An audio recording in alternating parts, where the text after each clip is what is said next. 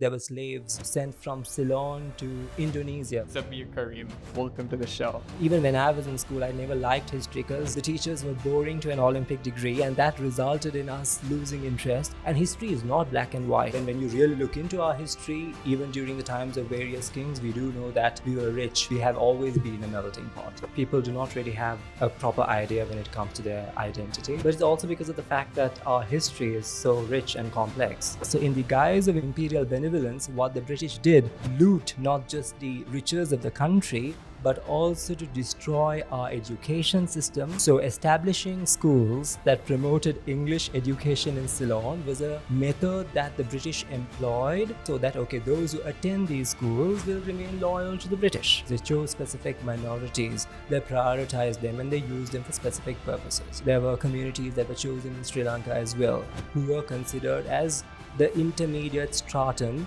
between the natives and the rulers. This whole identity issue has been the main problem in our country ever since we gained independence. What is Sri Lanka to you?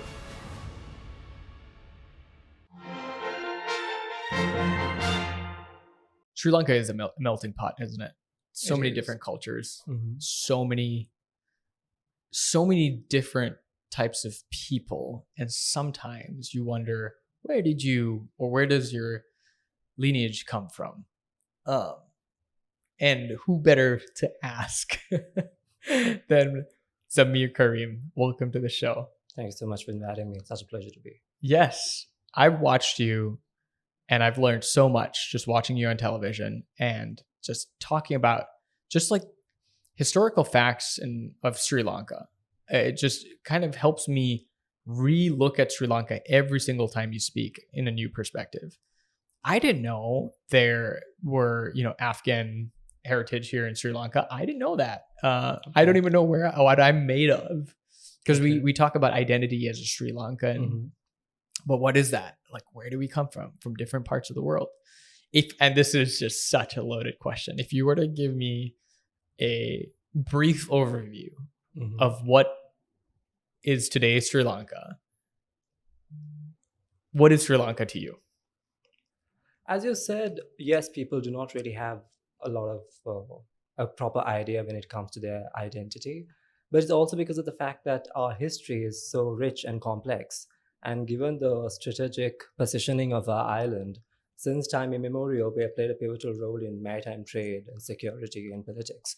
So our country has been exposed to a wide array of communities since remote antiquity. So we have had people from not just from the Indian subcontinent, but also from Africa, and as you said, from Afghanistan. Right. And so these are not just communities that settled in our country during the colonial period, but then those who settled in our nation even prior to the arrival of Europeans. Yeah.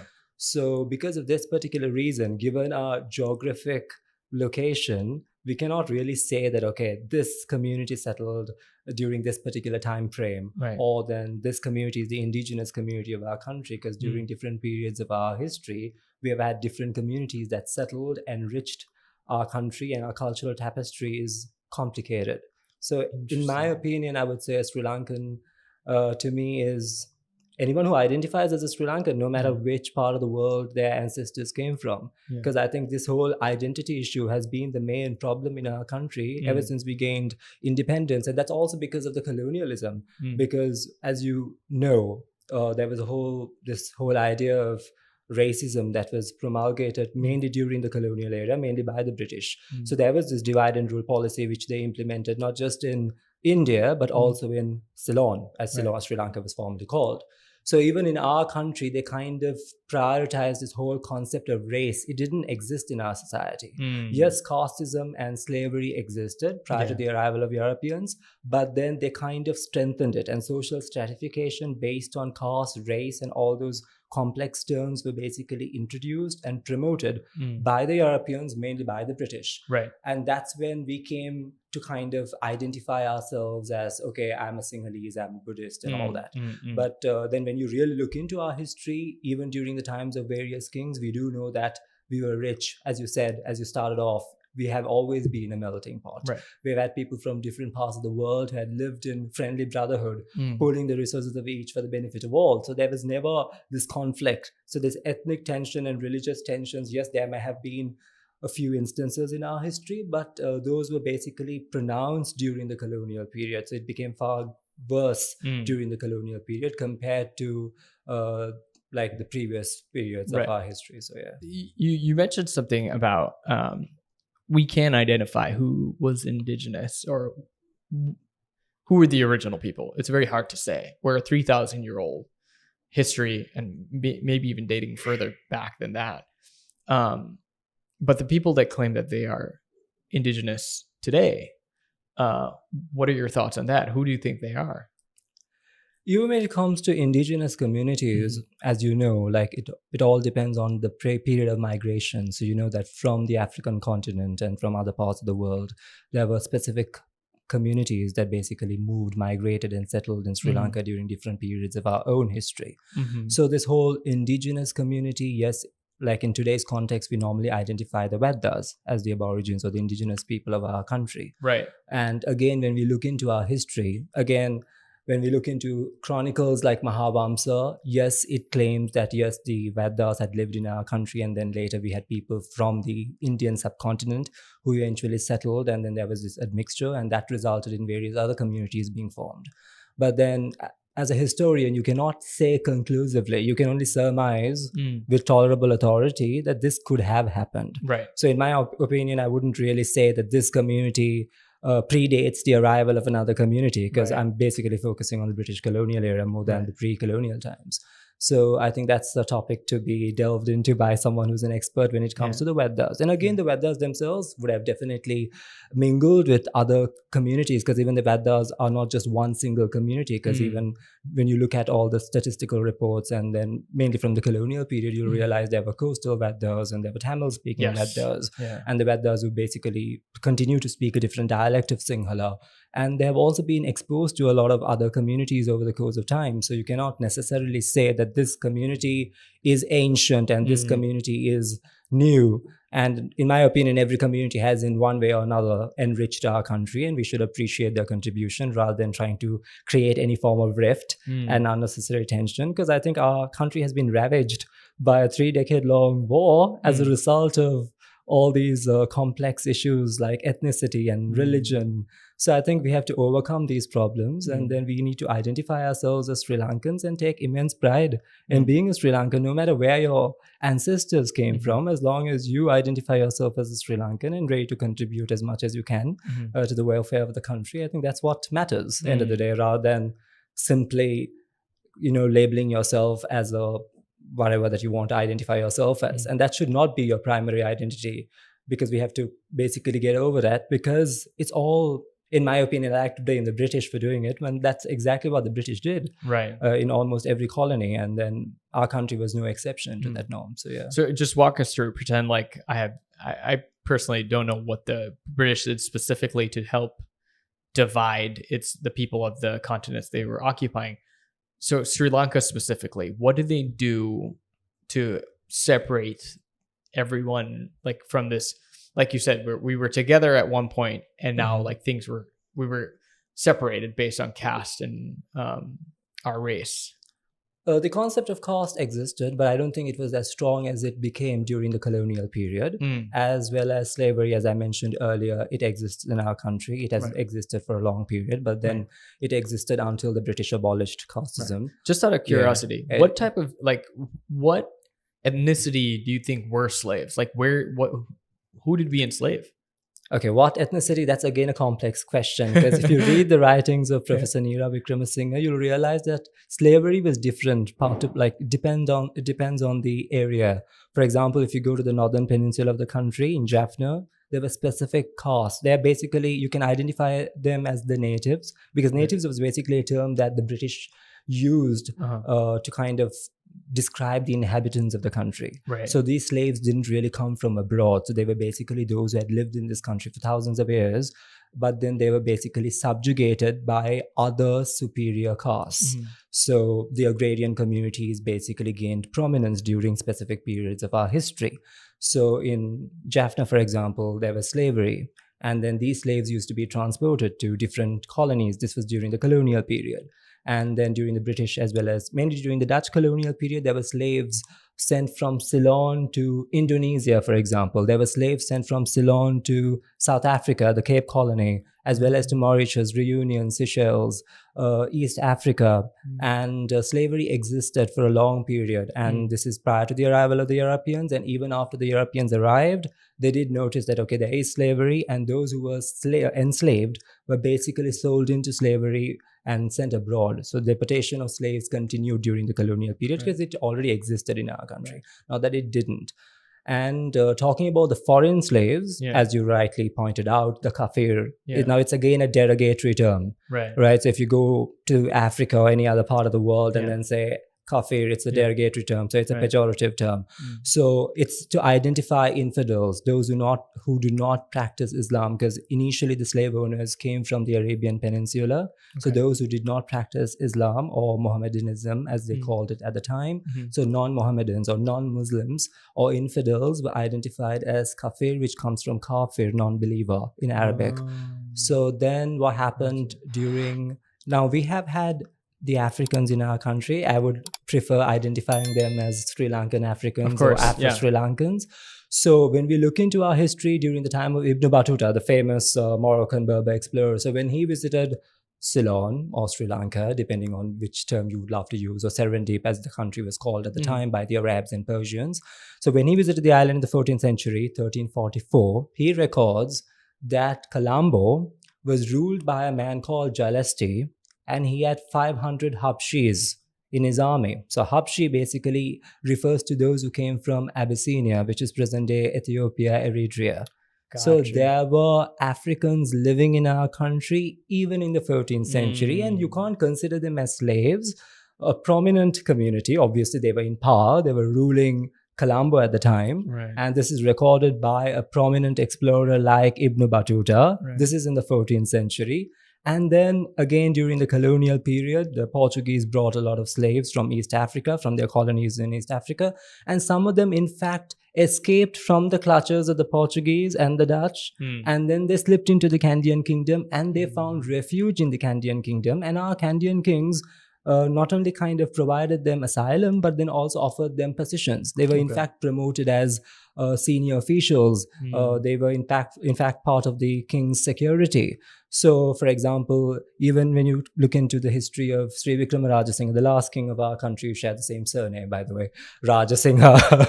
So anyway, so when you look into the Nayakar period as well, some of the Nayakar kings had Kafir soldiers or African soldiers. And they also played a pivotal role when it comes to the wars as well. So there were numerous battles that were waged.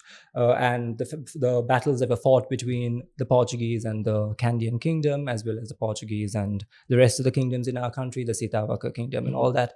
And then again, during the Dutch colonial period as well, the Africans, in fact, played an imperative role, not just in the Dutch army, but also in the Kandyan troops as well. Likewise, during the Portuguese colonial period, in the Portuguese army, as well as in the army of the Nayakar kings. And then this continued during the British colonial period as well. Now, the reason why the African community has faced, I would say, extinction is largely because of the diseases that were prevalent at the time. So as a medical historian, so I delve into how diseases played an important role in the extinction of certain communities in our country. Because diseases like smallpox, for example, so that particular disease was never brought by the Portuguese, right? You can't say it was brought by the Portuguese because the origins of smallpox can be traced to India. So given that, because there are lots of theories on where did smallpox originate. Some historians claim it originated in what is present-day Egypt. Some say it was Mesopotamia. Some say India. Okay, so through trade, migration. Sorry, you had mentioned Egypt. Are you saying like Moses' time Egypt? Not Moses' time Egypt, but then even when you look into mummies, right? The lesions that you find on certain mummies, like Ramses V. So he's supposed to have succumbed to smallpox in 1157 BC, if I'm not mistaken. So this particular disease was not prevalent in our country. It was not endemic, but then it was incessantly introduced as a result of our contact with the Indian subcontinent. Right. So because we had trade relations, because of migration, and because of military campaigns, yes, the Indians used to frequent our nation. They continue to do. So as a result of which, we were introduced to a plethora of diseases, and smallpox was one of them. So during the colonial period, now the Kandyan kingdom was basically surrounded by all these Europeans. So the European possessions basically covered the entire Kandyan kingdom. So Kandyan kingdom was safe in the sense in terms of diseases. But then the coastal belt of our country was exposed to Europeans and foreigners. So it was mainly during the colonial period that we had many communities that settled, and they brought with them not only their culture, traditions, ethos, values, customs, language, literature, and so on, but also diseases. And then those diseases became widespread in our country, and that resulted in mortality increasing in our nation as a result of specific diseases like smallpox. So this is during the colonial period. So we had a lot of colonial influence in shaping our history. Yeah, that is wild. In one of the things I had asked you, and I was just going through some information about, so the school thing, I know we're just going to jump in and out a little bit. The school thing is a thing in Sri Lanka. Whenever you meet somebody, like, it's not all the time. I haven't really got that as frequent, but they'll ask you what school you went to. And they obviously, that's a status thing, right? So Royal College or St. Thomas's, obviously these are not Sri Lankan originated schools, but they come from British colonialism, if I'm not mistaken. Why is that still a prevalent thing that's important for you to know what school somebody comes from? As you rightly pointed out, it's not something important when you go abroad, but then in our country, yes, it does matter to some extent, and it also depends on the people. It's not that wherever you go, you kind of experience it. But as you said, it's also because of colonialism, because now I have to go back in time. So even during the governorship of Frederick North, who was the very first governor, so it was during his time that Sri Lanka, or Ceylon as the country was then called, became a crown colony. So we were under the direct influence of the British government or the crown. Whereas when you consider India, until the Sepoy Mutiny, so until the 1850s, India was governed by the British East India Trading Company. Whereas Ceylon became a crown colony in 1802. So we became one of the earliest crown colonies in the world and the first in the East, right? So that kind of gave the British full authority in terms of governance, in terms of security, bureaucracy, and matters related to Ceylon were reported directly to the authorities in Britain and not to the authorities in British India or the Raj or Viceroy. So that gave our governors full liberty to kind of exercise power. And Governor Frederick North was not someone who came from a normal background. So his presence in the country kind of changed the landscape, because he was the son of a prime minister. And he was from a prominent aristocratic family. And his father, the second Earl of Guildford, Frederick North Sr., was the British Prime Minister who had served as Prime Minister for 12 years. So he was the son of a Prime Minister who came to this country when he was 32. And he was young, he was determined, he was ambitious, he wanted to kind of introduce policies, especially in terms of education. So this is to establish white supremacy. So establishing schools that promoted English education in Ceylon was a method that the British employed to kind of make people realize that, okay, your culture is inferior to that of the Western sciences, or your knowledge is inferior to Western knowledge, Western sciences. So their main idea of institutionalization of education, establishing schools, the main reason for it is so that, okay, those who attend these schools will remain loyal to the British because they are introduced to English language and they are considered superior. And then along with education, there was Christianity that was also promulgated during that period. At the same time, Western sciences. So our indigenous knowledge, whether it be Ayurveda, Unani, Desha Chikitsa, or the indigenous medicine that had been practiced in our country for centuries, was undermined. and considered outdated. Now, we use the term traditional. It was also coined by the British, so that Western medicine would appear modern, as scientific, as true, as effective medicine, while indigenous medicine would be labeled as something of the past, Right. something traditional, something that's ineffective, clever. Yeah. untrue. So those were the terms that they used. Yeah. And they used institutions like schools to kind of promote this idea, to kind of make the inhabitants, whom they refer to as the natives. So there's this whole idea of civilizing us, white man's burden, as Rudyard Kipling has very clearly stated in his poem. So it was basically in the guise of imperial benevolence. We are helping the Ceylonese to civilize themselves. So in the guise of imperial benevolence, what the British did was basically loot not just the riches of the country, but also to destroy our education system that had existed for centuries, Right. because we also had our own system of education. Yeah, tell me about that. What type of system? Because I talk to people about this, and they're like, oh, look at what again, not taking away from what the British had left for us, but I also think it would be good to know, like, what sort of system did we have in place already? Okay, so again, now what we need to realize is that even during the time of Governor North, most of these medical texts, or whether it be all these historical accounts or books, were taken out from these libraries and they were sent to Britain. And during 150 years of colonization, we had people who identified themselves as Orientalists or antiquarians or collectors who came to Ceylon for the purpose of collecting these historic texts. So basically, we were deprived of our indigenous knowledge. So it's called appropriation or expropriation. So basically, all these texts, if you go to Europe and if you go around and visit all these archives and museums and other repositories, you'll realize that all these texts that were basically taken out of Ceylon, you'll find them there, palm leaf manuscripts. So we don't really have a proper idea of what did we really have in the name of knowledge prior to the arrival of the Europeans. But then after the Europeans arrived, because of looting, expropriation, depredation, outright theft, we lost our knowledge. But as far as we know, all these temples, for example, because indigenous knowledge, whether it be medicine or science, was intrinsically linked to religion and culture. So because of this particular reason, people used to visit temples to seek education. And whether it be Buddhist temples or Hindu temples, and then the Muslims used to go to the mosques. And this tradition had, survived until the British came.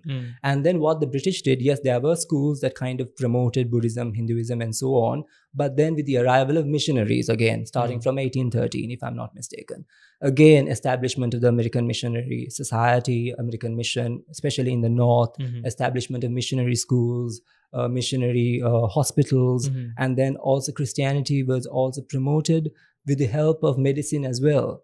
So medical establishments that were run by Christian missionaries, they kind of said, okay, if you come to the hospital and seek treatment, and during that process, they also promoted Christianity. So it became a site of medical Christian evangelism. So such processes, in fact, led to the loss of indigenous knowledge, indigenous medicine.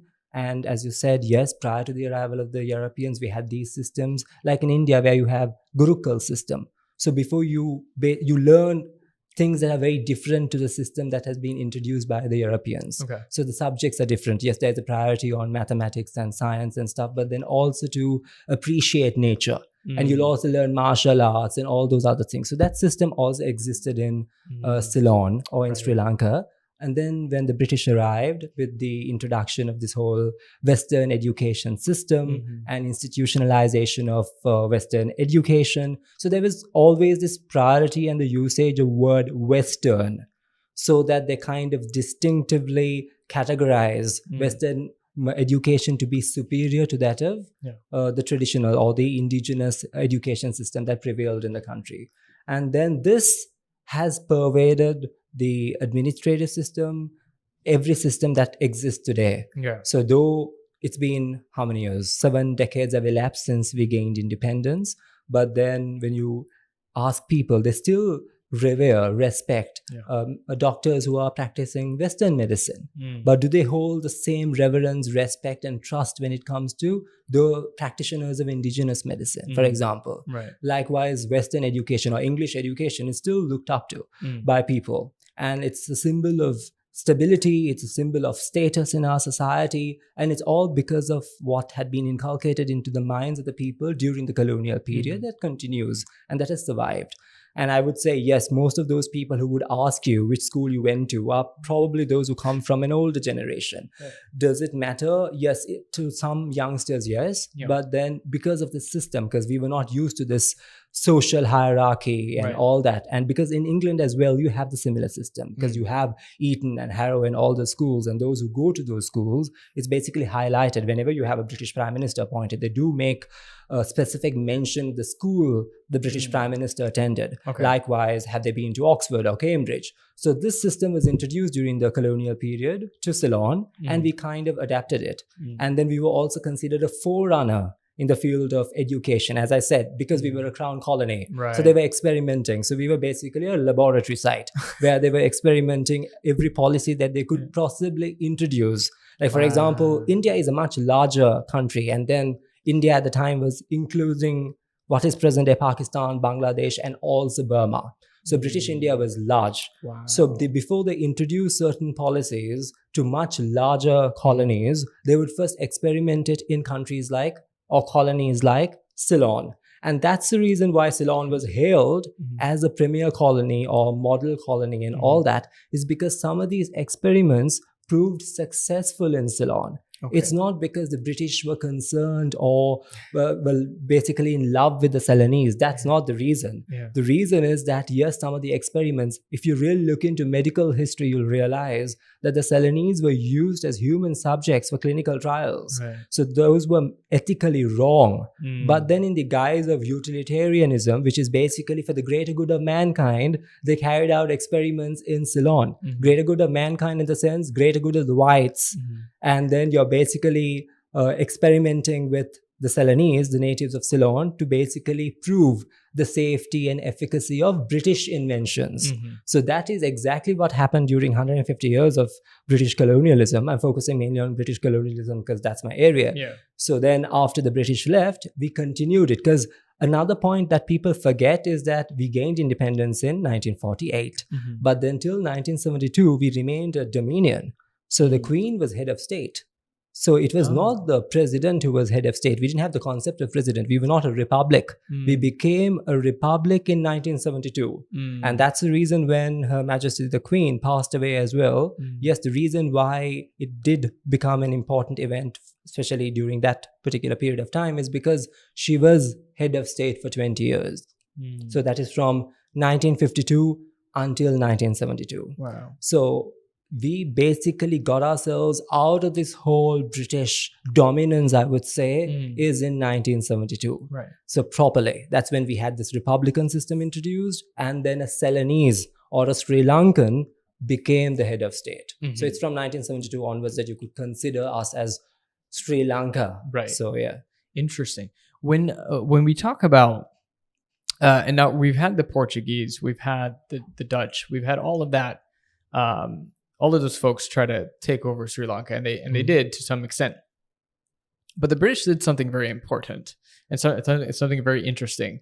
They realized the kingdom, and I could be completely wrong. They realized the kingdom of Kandy was very hard, because it's a unique position, right? Like it's up there, very hard to conquer. They said that the British befriended the last king of Sri Lanka and introduced him to alcohol. And that's how they actually persuaded, or basically took over, is that alcohol was their secret weapon. It wasn't their arms at that time, but it was alcohol that actually proved the fall of Sri Lanka, or the last kingdom of Sri Lanka. Okay, so that's an interesting question. But yes, there were various stratagems that were employed by the British to overthrow the last king. Alcohol had been in use in the Nayakar kingdom, or among the Nayakar rulers, even prior to the arrival of the Europeans, even prior to the arrival of the British, in my opinion. I don't think alcohol alone was kind of the most important reason why they managed to overthrow him, but it's also because various factors, court intrigue. They basically exploited court intrigue. So they realized, okay, there was something going wrong in the Kandyan courts. And then they had people like John Doyle, translators, or those who were able to kind of understand Sinhala to some extent, and then report what's exactly happening in the Kandyan kingdom. And they also kind of took advantage of those who kind of came to Colombo seeking help, like Pilimatalave Mahadikaram, who was the former chief adhikar. So there were a few chieftains who sided with the British, and that helped the British overthrow. And then there are lots of theories that you can come up with, or hypotheses. Even you could even consider diseases being introduced deliberately by the British to kind of weaken the Kandyan army. And because some of these diseases didn't prevail in our country, we were not used to those diseases. Right. And then with the influx of all these European troops into the Kandyan terrain, they basically introduced certain diseases, and that led to the weakening of the Kandyan kingdom. And then there are lots of things that could be considered as reasons, but then his downfall was inevitable in the case of Sri Vikrama Rajasinghe. So ever since he came to power, and then because he had fallen out with majority of his chieftains and they were siding with the British, so it took some time for the British to kind of take advantage of court intrigue and exploit what was happening in the Kandyan kingdom for their own advantage. And this eventually enabled them to basically conquer the Kandyan kingdom. And that was in fact a possibility for them only because they kind of got the support of our own leaders, our own chieftains. So alcohol alone, in my opinion, would not have been enough for them to basically get rid of the last Kandyan king, because we had a strong army, not that we didn't have a strong army. And then again, it was also not just Sinhalese who were living in the Kandyan kingdom. So even if you read the writings of Joris van Spilbergen, the first Dutch envoy to Ceylon, so he visits the Kandyan kingdom in 1602. And he writes that during his visit, that was during the reign of King Vimladharma Surya, that he met not just Sinhalese, but he also met Brahmins, renegade Portuguese. He also met Africans, whom he refers to as Kafirs, Moors, and even Turks. So Kandyan kingdom has always been this cosmopolitan region where you had people from different, nationalities, ethnic groups, races, religions, who have always lived and basically lived in peace.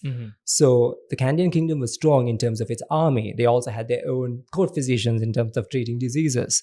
But I wouldn't say that it was only alcohol that led, but then alcohol might have been one of the reasons. Yes, he might have been far too intoxicated, but then I don't think alcohol alone. But then during the Dutch period as well, there are instances when they used to gift. Basically, they tried to lure the Kandyan king, or they tried to kind of send gifts, and alcohol was also part of it, part of what they tried to send. So what actually happened, because there's so many ways of the stories. I've visited the one statue of King Rajasinghe II in right next to the clock tower in actually Colombo, the Colombo clock tower, where the Dutch hospital is. That one statue of his head, it's just there, and it says that he died in prison in India. Okay, so it's not King Rajasinghe II. So it's the last Kandyan king, or the last king of Kandy, Sri Vikrama Rajasinghe. So what basically happened, the summary of it, is that he was arrested. He was held hostage in Ceylon, in Colombo, for some time. And then he was sent to Vellore. So this is in South India. And there he died of dysentery, if I'm not mistaken, after some time in the 1830s. And then all those who rebelled against the British, including those chieftains who had supported the British to overthrow the king. Majority of them died because of diseases like smallpox. And the rest of them because there was a rebellion right after the British conquered the Kandyan kingdom. British conquered the Kandyan kingdom in 1815, but then they didn't live up to all those promises that they had made. So they breached half of them. And then this kind of ignited and enraged the Kandyan chieftains, and this resulted in a rebellion that broke out in 1818, lasted until 1819. Those who survived, all these diseases were basically exiled. So the last Kandyan prime minister, right, Ehelepola Mahanilame, so even Ehelepola Adhikaram was in fact exiled to Mauritius. So if you go to Mauritius, you'll find his tomb. So Ehelepola Nilame, Ehelepola Mahadikaram, it says the last prime minister of Kandy, if you read his tombstone. So he was exiled to the far-flung colony of Mauritius. Likewise, the last king of Kandy was sent to India, to Vellore. And this also helped the British to kind of exercise full authority.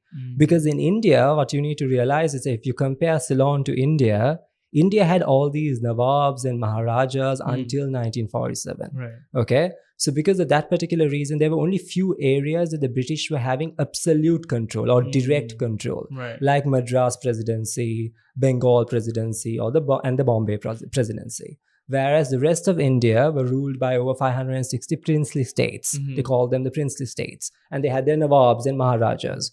But when you compare to Sri Lanka or Ceylon, by 1815, we didn't even have our last king. So the last king was overthrown. He was exiled because he was considered, okay, if he happened to remain in the country, it could stir more controversies and it could result in rebellion. So he was exiled to India. And this enabled the British to basically exercise greater power and continue with their whole experimentation. So, and this proved successful for 150 years of British dominance. So that's basically the summary of what happened to Sri Vikramarajah Singh after he was overthrown, brought to Colombo. And you have vivid descriptions of it being written by British historians as well as Geoffrey Powell, for example, or even Sri Lankan historians for that sake. So basically the jewels were ripped off, riches were looted, sent off to Britain, because you have various statues that have been discarded in the recent past, and some of them are still kept in, they're not on public display, even in the UK. Okay. So these artifacts are believed to have been taken to the UK by soldiers who were not really senior officials, but then they smuggled these items to Britain, and then they have remained in private collection over the last 100 years or so. Right. So if you basically need to have a proper idea, because if you really look into our history, we had a lot of these British aristocrats or the younger sons of British dukes and marquesses and viscounts who were sent to Ceylon. And they, in fact, collected a lot of these artifacts, treasures of our country, and then took those treasures with them when they returned to England, to Britain. So there was this man called Sir Alexander Johnston, for example. So he was this man who's considered the abolitionist, who was instrumental in abolishing slavery, and he's considered a humanitarian and all that. So he went about collecting books, which he felt was important. So he went about collecting medical texts and books related to medicine, related to science, astrology, and all that. And then he boarded a ship, and that ship sunk with the books, but he survived. But then we lost around 5,000 manuscripts. So when you really look into our history, and even if you go to America and all those countries, you'll find manuscripts from Ceylon, palm leaf manuscripts, taken by those antiquarians or Orientalists or collectors. So what they did was they collected. Now, during Governor North's period, they collected all these manuscripts and then they translated. The reason for translating is to kind of make the inhabitants know that your knowledge is inferior. Right. So now they translate it, and all those translators had limited knowledge of Sinhala, because most of these texts were not just in Sinhala, they were also in Pali, written in Sinhala alphabet, Sanskrit written in Sinhala alphabet, as well as Tamil. Right. And then when you go to places like Berberine, which is present-day Beruwala, they managed to kind of collect all these manuscripts that were written in Arabic, because of the fact that Ceylon has always had trade links with the Arabian Peninsula, whether it be with Africa. So we had in fact amassed all these manuscripts from different parts of the globe, dating back to 2nd century and all that. So all these manuscripts were collected, sent to Britain. Most of them were translated, and then the whole translation was simply to undermine indigenous knowledge and to prove Western medical hegemony or Western knowledge being greater than indigenous knowledge. So this continued for a while. What do you think before the British? Obviously, when you look at tea is something that the British introduced to Sri Lanka, right? Like the tea leaf, and like, what did we trade? What was Sri Lanka's prized possession that the rest of the world needed or wanted? Prior to the arrival of the Europeans, you mean? Prior to the arrival of the Europeans, like as I delve greatly into Sri Lanka-Turkey relations, for example, even during the time of the Ottoman Empire, even the Byzantine era as well, you realize that we have in fact sent elephants for war. So elephants, especially those who were referred to as tuskers, likewise precious stones from Ceylon.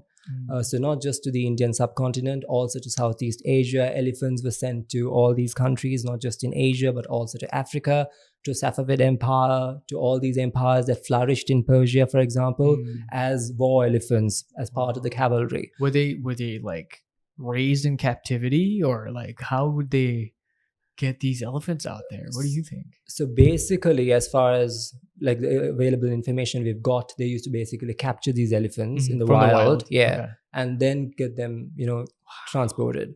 So this continued even during the British colonial period as well. And then during the British colonial era, we used to also send elephants as gifts to all these temples in India. That continued for a while. But then prior to the arrival of the Europeans, Maine exports cinnamon, for example. Now it's also being debated because even in the mummification process, they had used cinnamon oil. So some researchers claim that the cinnamon in fact came from the Far East, from what is present-day China. Some researchers claim it came from Ceylon because Ceylon produced true cinnamon. So cinnamon was one of the commodities that we exported to all these ancient kingdoms, likewise to India. Then precious stones, again, the blue sapphire. Even when it comes to Taj Mahal and all these masterpieces, again, they had used sapphire. And then again, it's believed that, okay, they might have got sapphire from Ceylon, blue sapphire particularly.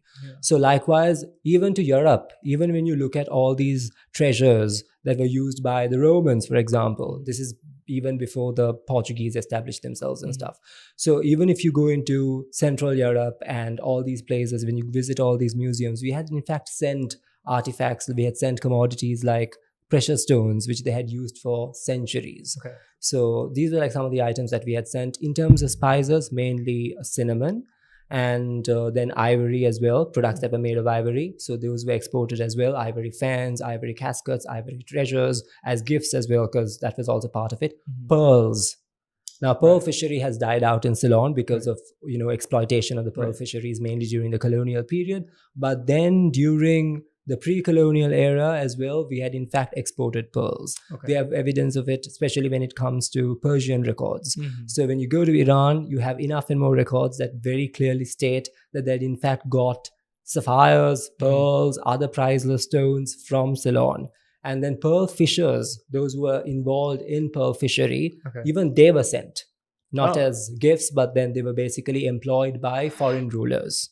Likewise, mahots, those who take care of elephants, they were in fact sent along with elephants to Europe, as well as to Persian empires, as well as to the Ottoman Empire as well. So we have evidence of elephants being exported, ivory, precious stones, mainly sapphire, pearls, and so these were the main items that were sent. Also, medicinal plants. So that we have records from India as well as from Persia, because they knew that there were certain medicinal plants that were endemic to our country. So they wanted to kind of get it. And then there were in fact requests made. And then there were physicians who basically transported those things. So That's wild. Can you just imagine facing an elephant on the battlefield at that time? But the elephants from Ceylon were prized. And they were basically prized and they were sought after by the Ottoman Empire as well. It's very clearly stated in the writings of cartographers like KATIP Çelebi and Evliya Çelebi. They're Turkish people, by the way. So when you read their writings, they very clearly state that they preferred elephants mainly from Ceylon compared to the elephants they got from India or from Siam, or which is present-day Thailand, or from Myanmar. So You wrote a book called You Are of Malay Origin, or a descendant of Malay. You wrote a book, and I'm going to butcher the name because I just looked it up again to say it. Persaudaraan. Persaudaraan. What was that book about? Okay. So Sri Lanka does have Malay in it. Sri Lanka, it does have Malay. It's a Malay word. So Persaudaraan means brotherhood. So it basically delves into the history, heritage, culture of the Sri Lankan Malay community.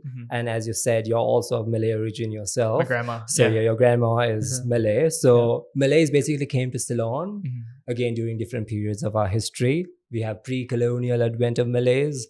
Their antecedents can also be traced to the colonial period. During the Dutch and the British colonial era, they came mainly as soldiers, as mercenaries. So they were employed by the Dutch in their armies. And then the British had the Ceylon Rifle Regiment, which comprised entirely of Malays. So in 1802, the Malays were awarded the King's Colours, the first Asian regiment in history to be presented with King's Colours. And those were the Malays of Ceylon, who had come from Malaysia and Indonesia. Again, the word Malays is also a misnomer, because what the British did was they identified anyone who came from the Malay archipelago as Malay. So this Malay archipelago encompasses what is present-day Malaysia, Indonesia, Philippines, Brunei, Singapore, and all those places. But majority of the Malays came from Java. That's why in Sinhala, the Malays are referred to as Jaminisu, and in Tamil as Jamanisar, which basically translates to the Javanese man, because majority of them came from Java.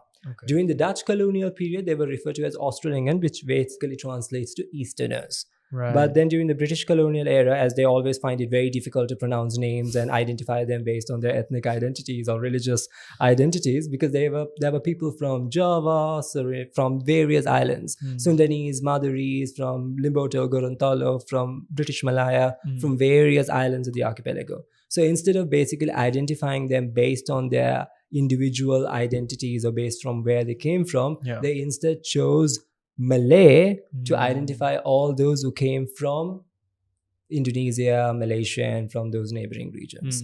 So that's how the Malay term was coined. And they proved instrumental, especially in terms of security and bureaucracy, because again, when we compare to India as well, they chose specific races, they chose specific minorities, they prioritized them and they used them for specific purposes. Like there were communities that were chosen in Sri Lanka as well, who were considered as the intermediate stratum between the natives and the rulers, between the ruled and the rulers. So then the Malays, because they played a pivotal role in bureaucracy and especially in the military, so they were considered part of the intermediate stratum along with the Burghers. Burghers again were prioritized because of their European heritage. And this has been recorded.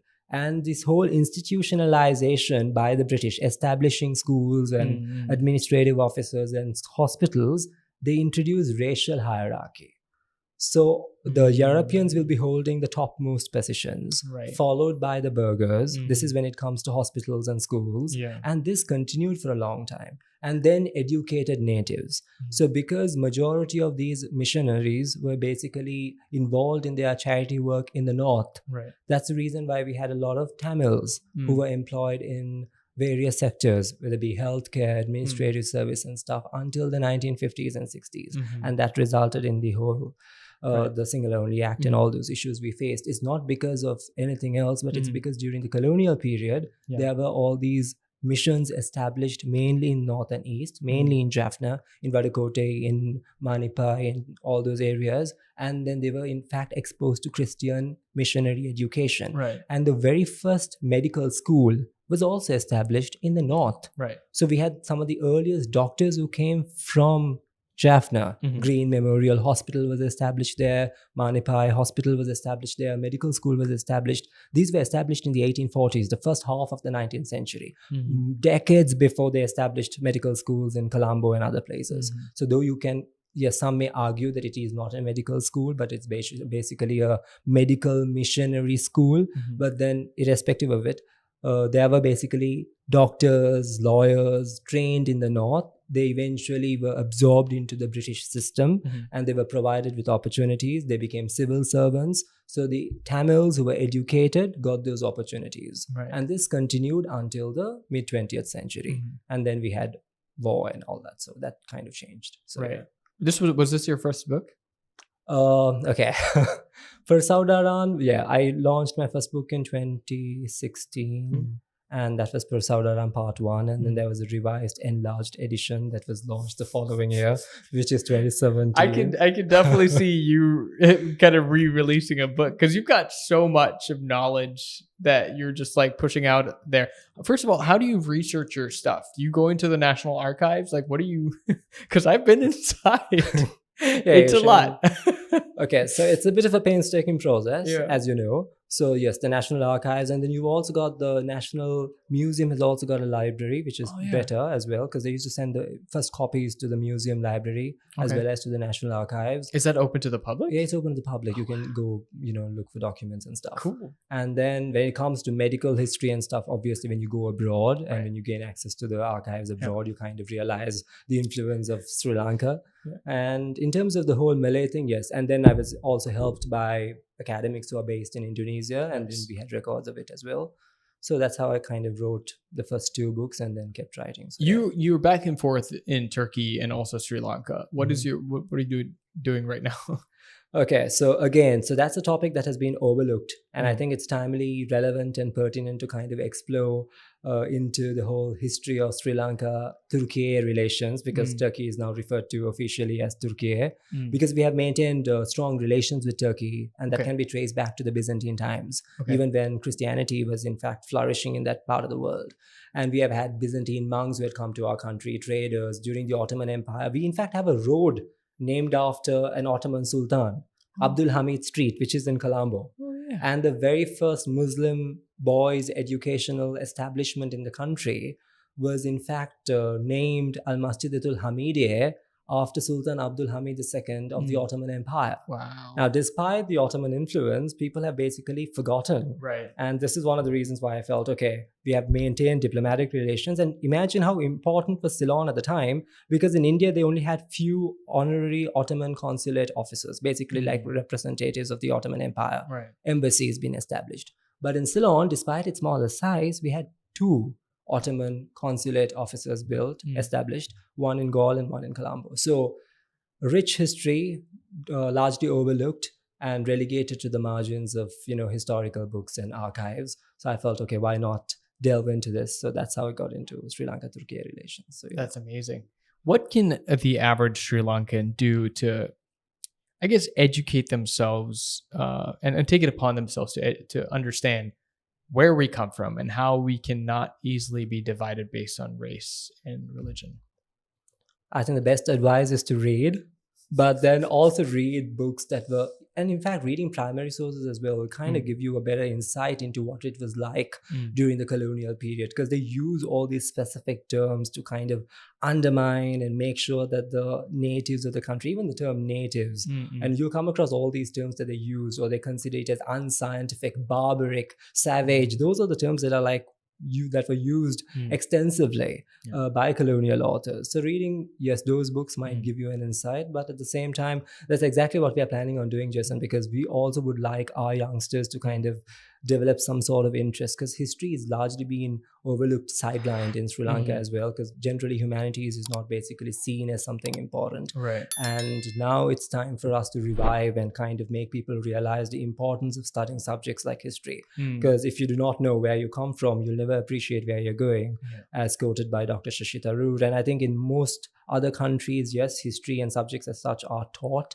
widely, but whereas in the case of Sri Lanka, because it's also not, you can't blame the youngsters. It's also because of our system that we have in our schools. Right. Because history is, even when I was in school, I never liked history because the teachers were boring to an Olympic degree, and that resulted in us losing interest and not focusing. And it's all about dates and memorizing. And history is not black and white. And it took me a while to realize it. And it's only after I went abroad and studied, I realized, okay, history is not something black and white. It's not like this is exactly what happened. So as a historian, what you can do is basically understand this could have happened. It's your perception of the story and your narrative. And you can only surmise with tolerable authority based on the sources that you have that this could be the case. But you cannot conclusively state that this is what happened. Now, the issue with Sri Lankan history textbooks, if I'm permitted to say, is that it's always conclusive. This is exactly what happened. You'll have a plethora in terms of versions of the story. Same story can be interpreted differently. If I tell you something, and if you are to interpret the story to those who are there in your office, I'm sure that by the time if I come back in about a month's time, I'll have different versions of the same story being told. So that's exactly how history is also being interpreted. And it also depends on your own biases, because I might because I am of Malay heritage myself, if I do find something which is related to the Malay community, if I am I'm supposed to be unbiased, but you might have occasions where the person might be biased and remove that part deliberately and only highlight the positives. This has happened in our past, and it continues to happen. So it's always good to have this broad overview and also to be broad-minded in terms of analyzing history. And it's an interesting subject as long as you kind of look at it from a different perspective. That's amazing. Zameer, honestly, there's so much to go out of this podcast that I want to process this, and I want to delve into this deeper on our next one. How can people find you on socials? Okay, that's another interesting question. So I just started a YouTube channel because I realized that, okay, delivering lectures alone isn't enough in order to raise greater awareness when it comes to history or international relations and all those subjects. So yes, I do run a YouTube channel. Amazing. So those who are interested, same name, Dr. Zameer Careem, and also on Facebook and Instagram and all that. I'm sure you'll find all those handles. Yes. So yes, that's how you can reach We'll me. make sure we put this in the description below as well. But that's awesome. I think it's, yeah, you make education fun. I just listening to you online, just like the little clips that pop up here and there, you make it fun because it comes with a lot of passion, and that's what I think really translates. And when you speak, we want to know more, and it makes me want to know more about Sri Lanka and where we come from. Thank you so much for your time. Thanks a lot. Thank you. Thank you, everybody.